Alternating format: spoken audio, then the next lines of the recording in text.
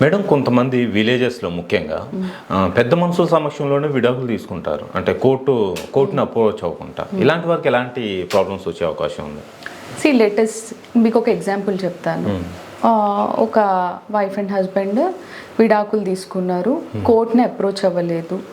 Okay, పెద్ద మనుషుల ముందు ఏదో MOU రాసేసుకొని సంతకాలు పెట్టేశారు.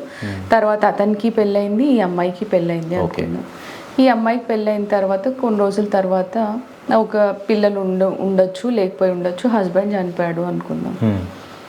ఈ అమ్మాయి అప్పుడు ఆస్తి క్లెయిమ్ చేయాలన్నా, ఏం క్లెయిమ్ చేయాలన్నా కానీ ప్రాబ్లం అవుతుంది. ఎందుకు అనంటే అసలు నీది వ్యాలిడ్ మ్యారేజ్ కాదు.